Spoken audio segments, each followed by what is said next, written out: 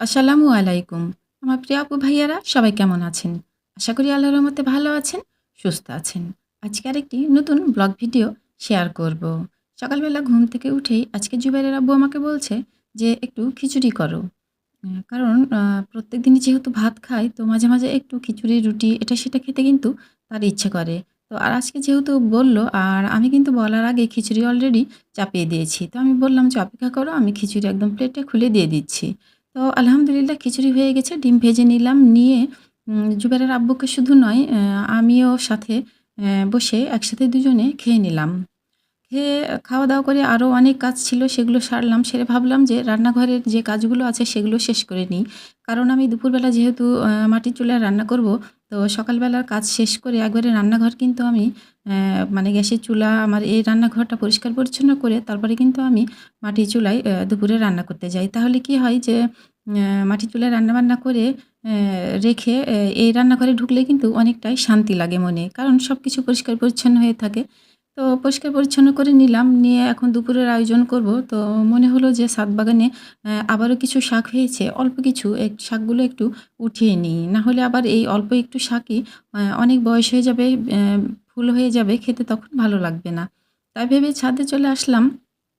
আর আজ ২-৩ দিন থেকে আল্লাহর রহমতে অ্যা মানে হালকা, হালকা বৃষ্টি, আবার কখনো, কখনো অনেক বৃষ্টি এরকম হচ্ছে। তো আবহাওয়া আল্লাহর রহমতে অনেক ভালো। আর আবহাওয়া যদি একটু ঠান্ডা, ঠান্ডা থাকে, নরমাল থাকে, রোদ যদি না থাকে, তাহলে আমার কাজ করতে ভীষণ ভালো লাগে। আর তখনই আমার কাজে মনোযোগ আসে। তো আজকেও একই অবস্থা, আবহাওয়াটা খুবই সুন্দর। তাই তো ছাদে আসলাম, একটুও রোদ নেই। এসে আমার ছাদ বাগানের লইটা শাক উঠিয়ে নিচ্ছি।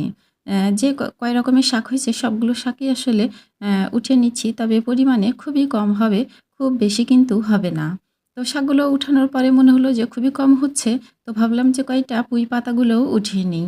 আমি যেভাবে এই শাকগুলো রান্না করব, তাতে কয়টা পুঁই পাতা বা আরও অন্য কোনো শাক হলেও কিন্তু কোনো সমস্যা নেই। তো যাই হোক, আর অন্য কোনো শাক আমি ওইভাবে দেব না। বেশ কয়েকটা ভালো দেখে, বড়, বড় দেখে কিন্তু আমি পুঁই পাতাগুলো উঠিয়ে নিচ্ছি। আলহামদুলিল্লাহ আমার পুঁই গাছটাও একটা ওই টালে উঠে গেছে। আর এটা এভাবেই ক্যারেটে রেখে দিয়েছি। একটু মাঝে, মাঝে এরকম করে খাওয়া হবে তাই। তো বই পাতা নেওয়া হয়ে গেছে। এখন আমি বসে এগুলো খুব সুন্দর করে রেডি করে নিব।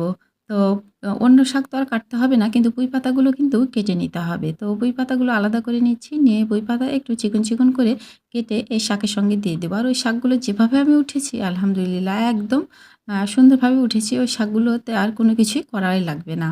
তো আমার প্রিয় আপু ভাইয়েরা, প্লিজ লাইক দিয়ে ভিডিওটা দেখা শুরু করবেন। আর আমাকে অবশ্যই ওয়াচ টাইম দিবেন।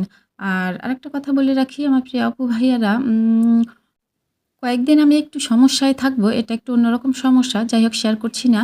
তো আমার প্রিয় আপুদের ভিডিওগুলো আমি তো ইনশাআল্লাহ সবার ভিডিও দেখি, যাদের, যাদের আ ভিডিওর নোটিফিকেশন আছে আলহামদুলিল্লাহ সবার দেখি। তো হয়তো সবারই দেখব, কিন্তু একটু মানে আরো একটু লেট হতে পারে বা আ অনিয়ম হতে পারে দেখার। তো দয়া করে কেউ কিছু মনে করবেন না। আর অবশ্যই আমাকে ভালোবেসে আমার ভিডিওগুলো দেখবেন। আমি দেখেছি যে অনেক আপুরা এরকম আছে যে আমি ওদের ভিডিওতে মানে কমেন্টস করলে, ওদের ভিডিও দেখলে তারপরেই আমার ভিডিওতে ওরা আসে। তাছাড়া কিন্তু আসে না। অথচ আমি কিন্তু এইটা দেখি না যে আমার ভিডিওতে কে আসলো আর কে আসলো না। আমি যাদের সাপোর্ট করি তাদের নোটিফিকেশন আসা মাত্রই আমি আমার সুযোগ সুবিধা মতো কিন্তু তাদের ভিডিওগুলো দেখে নিই। যদি একটু দেরিও হয় তাও আমি আলহামদুলিল্লাহ তাদের ভিডিওগুলো দেখে নিই। কেমনই যেন একটা মানে লজ্জাবোধ লাগে যে আমি ওর ভিডিওটা দেখব না, আর ও আমার ভিডিওতে এসে কমেন্টস করে গেল, আর আমি ওর ভিডিওটা দেখিনি, অনেক আগে আপলোড দিয়েছে। তখন আমার কেমন যেন একটা লজ্জা, লজ্জা লাগে। তো যাই হোক, আ আমার মতো হয়তো সবার হয় না। তো আমার প্রিয় আপু ভাইয়েরা, প্লিজ এরকম না করে আম আমাদেরকে মানে যে যাকে সাপোর্ট করেন দয়া করে এরকম না করে একটু আ মানে নিয়মিতই ভিডিওগুলো দেখে নিবেন। তো আমি কিন্তু শাকগুলো এখানে রান্না করব, তাই শাক কড়াই দিয়ে দিয়েছি। আর তার আগে কিন্তু আমি ছোট্ট, ছোট্ট একেবারেই লাদরি-গুদরি চিংড়িগুলো আমি কিন্তু কড়াইয়ে দিয়ে ভেজে নিয়েছি। এই লাদরি-গুদরি চিংড়ির কিন্তু বিশেষ কাজ আছে। তো এই লাদরি-গুদরি চিংড়ি ভেজে নিয়ে কিন্তু ওই কড়াইয়ে আমি দিয়ে দিয়েছি পেঁয়াজ আর রসুন। রসুনের পরিমাণ বেশি দিয়েছি যেহেতু শাক লতাপাতা রান্না করছি।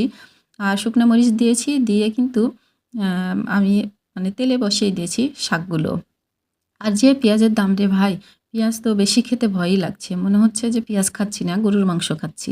তো যাই হোক, এখানে একটু লবণও দিয়ে দিলাম। শাক যেহেতু দিয়েছি, শাকে একটু লবণ দিলে শাকটা তাড়াতাড়ি কমে যায়। তো শাকে আর পানিটা তাড়াতাড়ি একটু বের হয়।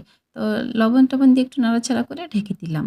আর এখন এই শাকটা কিন্তু আমি অত বেশি আঁচে দেওয়া লাগবে না। যেহেতু শাক অল্প আঁচেই চুলাতেই কিন্তু আমি সব মসলাগুলো দিয়ে দিব। দিয়ে কিছুক্ষণ পর, পর নাড়াচাড়া করব আর ঢেকে দিব। এভাবেই কিন্তু রান্না করব। আমার প্রিয় আপু ভাইয়েরা, আ আমার এই রান্নাটা, এই খাবারটা আপনারা একটু দেখেন। আমার বিশ্বাস যে এরকম করে রান্না করলে কিন্তু খেতে আপনাদেরও ভালো লাগবে। তো আমি কিন্তু এখানে একটা আমার ঘরে বেগুন ছিল, সেই বেগুনটা একটু চিকন, চিকন করে কেটে শাকের সঙ্গে দিয়ে দিলাম। আর এই শাক বেগুনের মাখামাখিটা অনেক সুন্দর হবে। কারণ বেগুনগুলো একটু আঠালো হবে। এখানে কিন্তু আমি এই যে একটু পরপর ঢেকে দিচ্ছিলাম। আ আর হচ্ছে ঢাকনা খুলে নাড়াচাড়া করছিলাম। তো প্রায় শেষের পথে হয়ে এসেছে রান্নাটা আমার। তো এখন আমি দিয়ে দিলাম সেই ভাজা চিংড়িগুলো। ভাজা চিংড়িগুলো কিন্তু খুবই ছোট, ছোট ছিল। এগুলো কিন্তু আমি শুধু ধুয়ে ময়লাগুলো ফেলে ধুয়ে পরিষ্কার করে নিয়েছিলাম। এই চিংড়িগুলো ভাজা অবস্থাতেই আমি ভেজে রেখে দিয়েছিলাম আর রান্না করছিলাম। আমি কিন্তু এমনি, এমনি একটু, একটু করে এই ভাজা চিংড়িগুলো খেয়ে নিচ্ছিলাম রান্নাঘরে বসে, বসে। আর ভাবছিলাম যে আমি যে রান্নাটা করতে এসেছি হয়তো দেখা যাবে যে শেষে চিংড়িই থাকবে না। তো যাই হোক, আ আমি খাওয়া শেষে অবশিষ্ট আলহামদুলিল্লাহ অনেক চিংড়িই ছিল, কারণ আমি এত চিংড়ি খাইনি। তো আমি চিংড়ি দিয়ে নাড়াচাড়া করে সুন্দর করে নামিয়ে নিলাম। আর আমার কিন্তু সেই ভাজা মসলাটাও দিয়েছিলাম। তো আলহামদুলিল্লাহ আমার উম লাদ্রি-গুদ্রি চিংড়ি দিয়ে শাকের রান্নাটা কেমন হয়েছে অবশ্যই কমেন্টস করে জানাতে ভুলবেন না। আর যদি ভালো লেগে থাকে তাহলে একবার ট্রাই করতে পারেন। আর আলহামদুলিল্লাহ এই চিংড়ি শাকের রান্নাটা আসলেই মানে এটার কি নাম দিব আমি জানি না। আ চিংড়ি শাকের মানে ভাজি বলেন আর রান্নাই বলেন, এটা খেতে কিন্তু ভীষণ ভালো হয়েছিল। তো যাই হোক, আজকের ভিডিওটা এই পর্যন্তই। সবাই ভালো থাকবেন। আল্লাহ হাফেজ।